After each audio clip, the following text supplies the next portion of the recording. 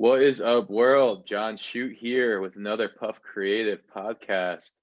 I have the privilege of being with Bryan Passman of Hunter Esquire today. Bryan, how are you doing? Doing good, John. Happy to be here. Feeling privileged to be with you, sir. Man, I've known you for a few years now, which is crazy to say, considering this last year feels like a blur.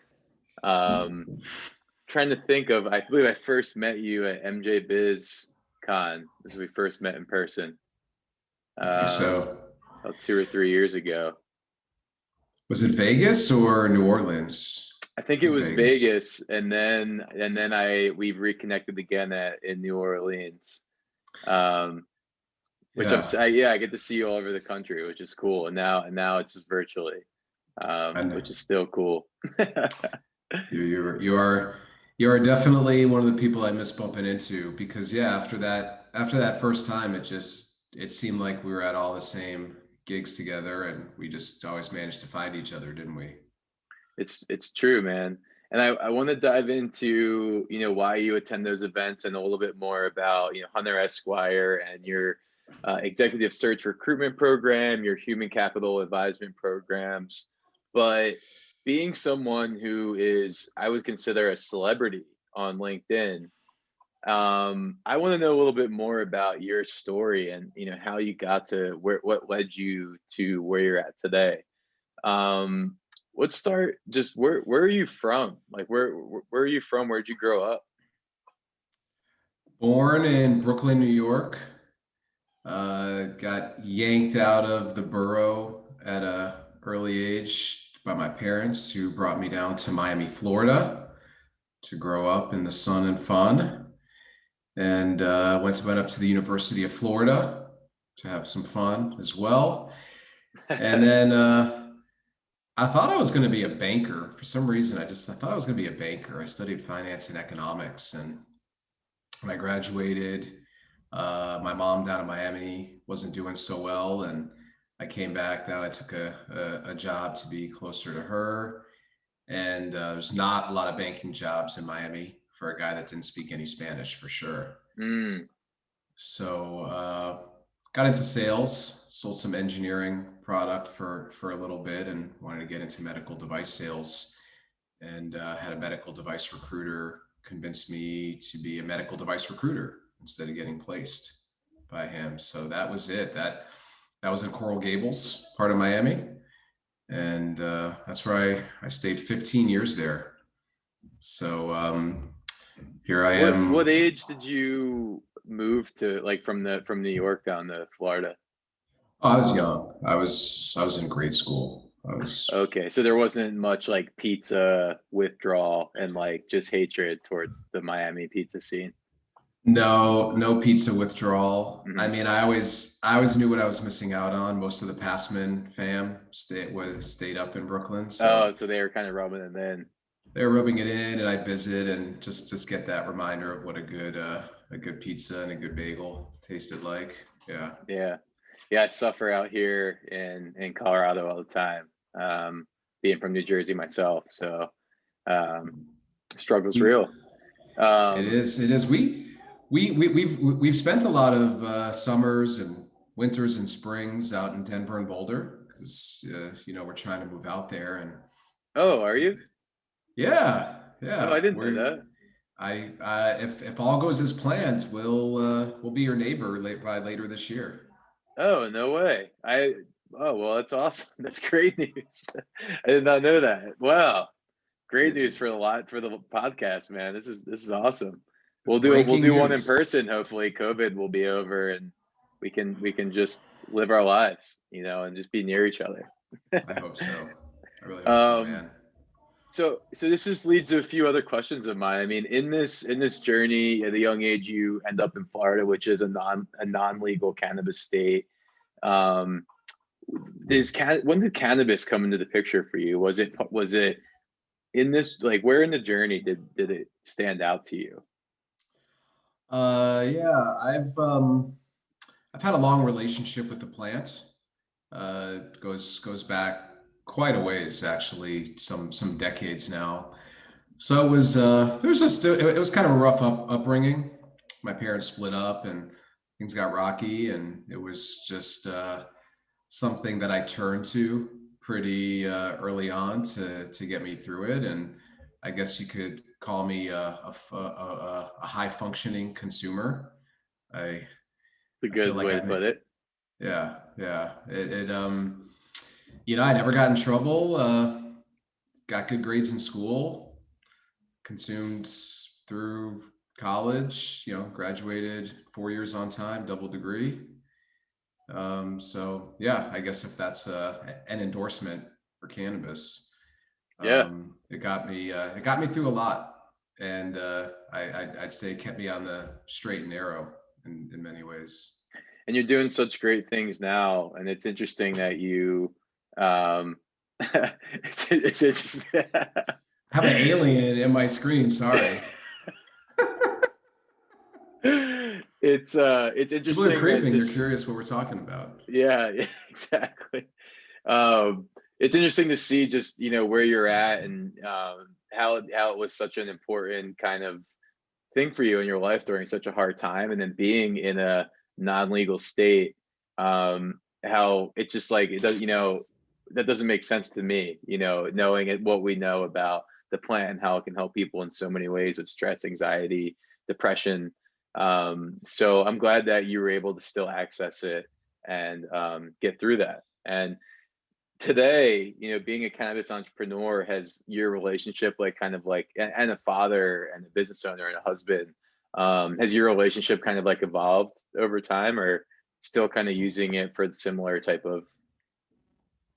Yeah, I mean, that's a really good question. I think about it often, especially after, we're now on just about we're nearing our 1 year anniversary of living in a very small COVID bubble.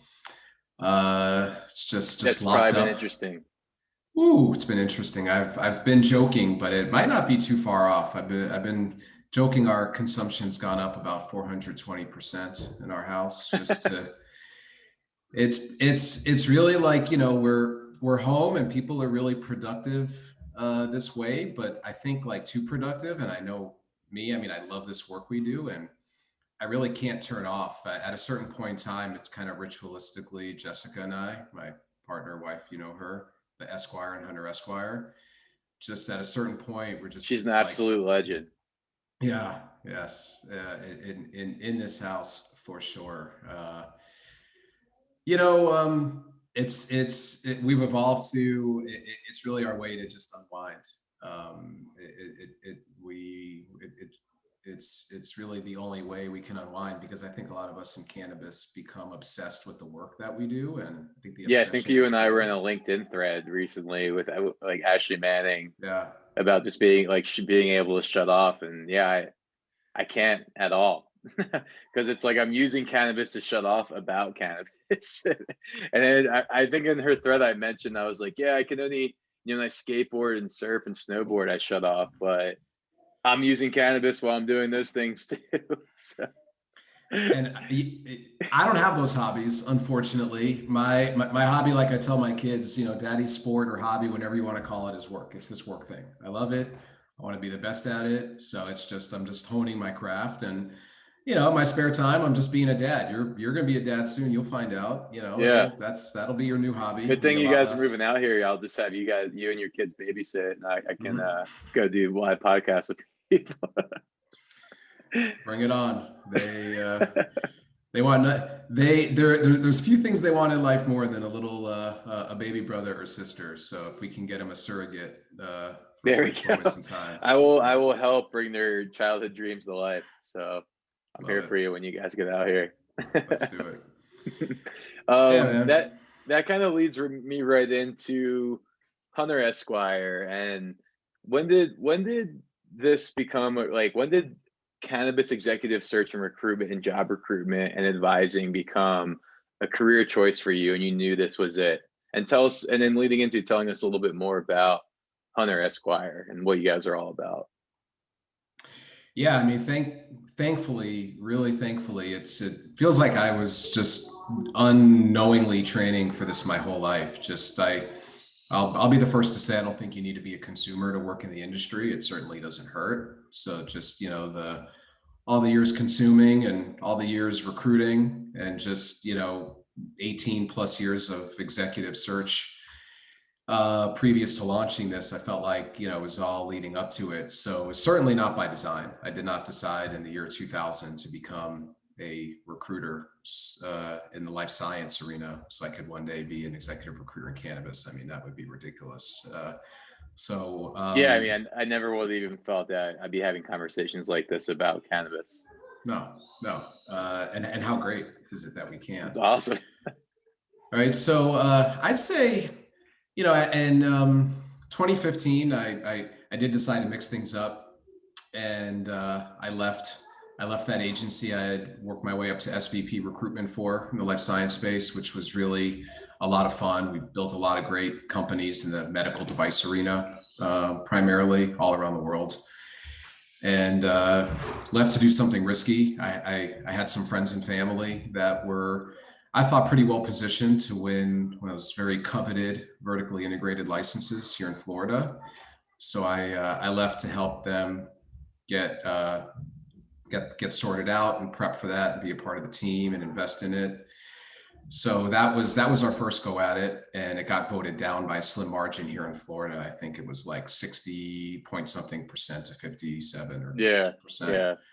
Right. So I had a different idea to launch something in the cannabis space, but my wife was still in her startup at the time, and it was just we had a baby and one on the way. Didn't really make sense for neither one of us to be earning a fixed salary with benefits and whatnot. So I went back to agency life and fortunately chose the CPG space. I went to a big search firm in food and beverage, CPG, and did a lot of work in the adult beverage space.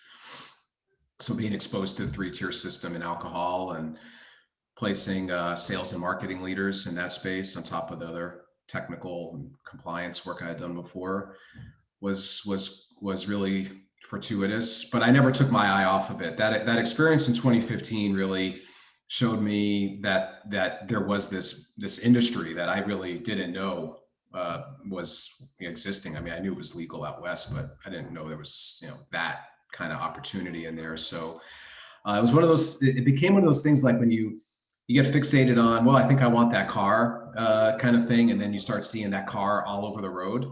So it just that's a good analogy. I like that.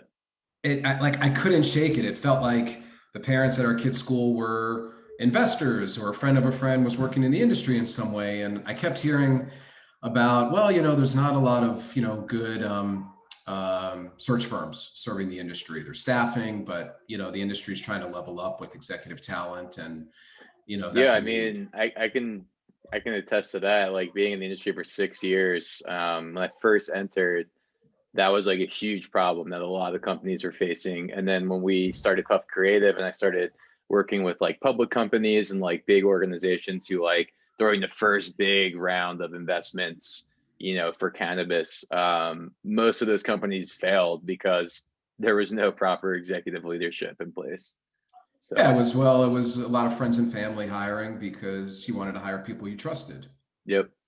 And who were going to share your passion and go get after it with you.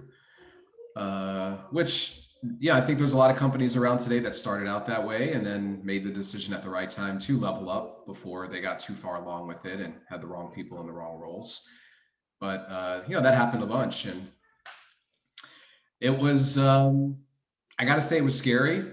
Going back to my wife again, she inspired me. She was exiting her startup around the time I was really just ready to do something different and leave CPG. And my biggest fear was the admin. I have to admit, I might write a lot on LinkedIn and do a lot of things online, but I really completely physically, mentally, emotionally reject administrative work. It was just, that was a scary part for me. So she's a lawyer. And it was a good time, and she just really believed. We both have lawyer wives.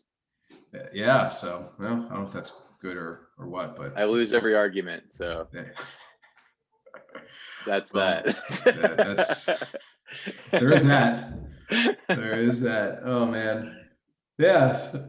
So she said, I'll take care of that, and you do the other fun stuff, and let's see how it goes. So, yeah, I mean, look, at the end of the How day, she far doesn't in want How to. many years are we in now?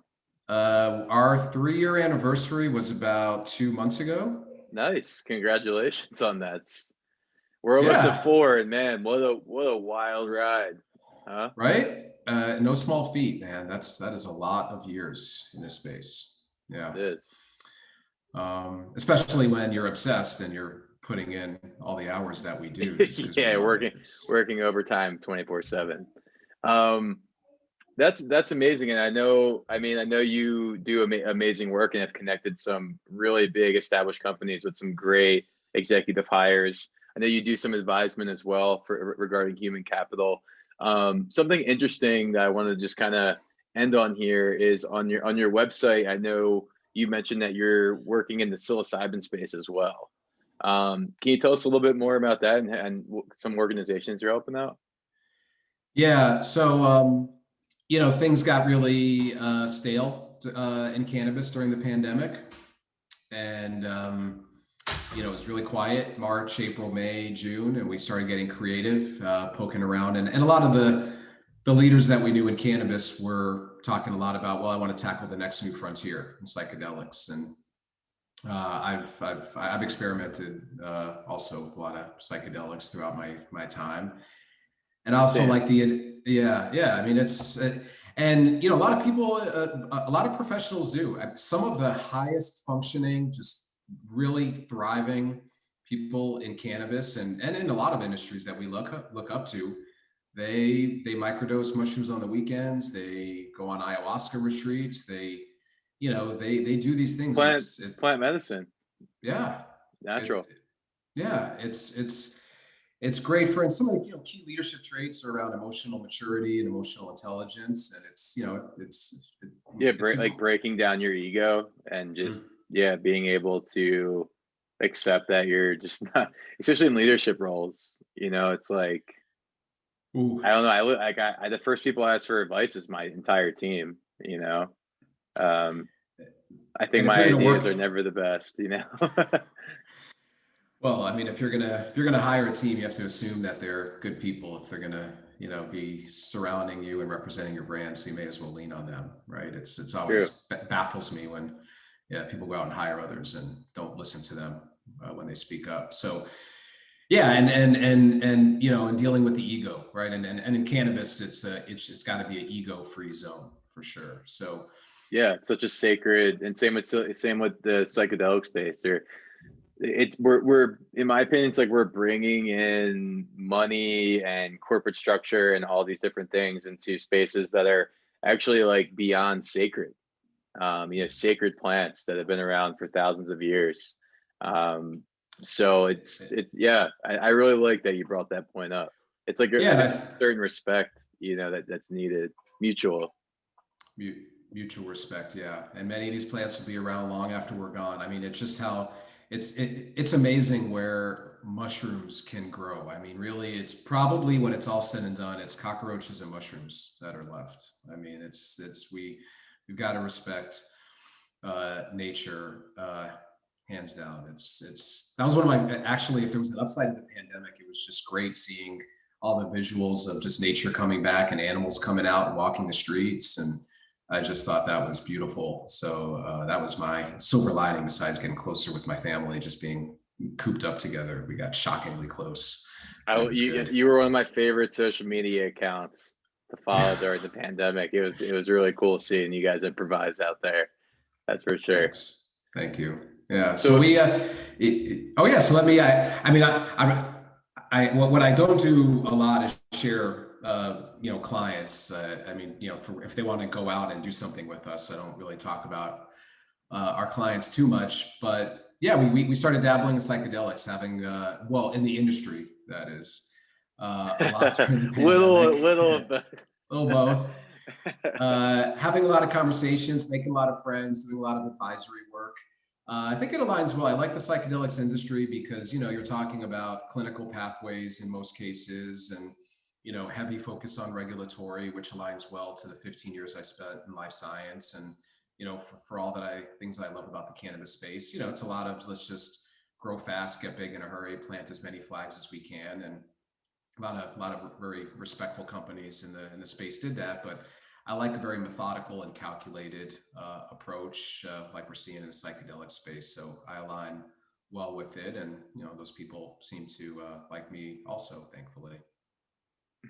That's always great. Yeah, that helps. um, that's awesome. And so, to all of our listeners out there, and if you're an executive looking to get to dive into the cannabis space, or someone looking to learn more about what Bryan does, you can go to hunteresquire.com. You can find them on LinkedIn, Instagram, and YouTube. I know we're talking about amping those things up in the future here together, which is always exciting.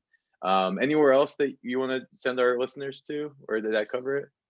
You covered it. I mean, TBD on where else they could find us, depending on where you guys steer us. Because yeah, like we talked about, hire people and then trust them. So it's been only good since retaining the Puff Creative fam. You guys have been great for us, and like you Oh, said, you're thank gonna you. help us grow. And who knows where we'll be next? You're gonna tell us where to go, and we're gonna go do it. Yeah, I was thinking just like basically just getting you guys a subscription, like a Netflix series Oh, of okay. the Passman fam. Ooh, you wouldn't be the first to recommend that. I think it would do all right, actually. Oh man. Well, Bryan, thank you so much for your time. We really appreciate it. And I hope you have a good rest of the day, brother. It's always good talking to you. I appreciate you, man. Thank you. Thanks a lot.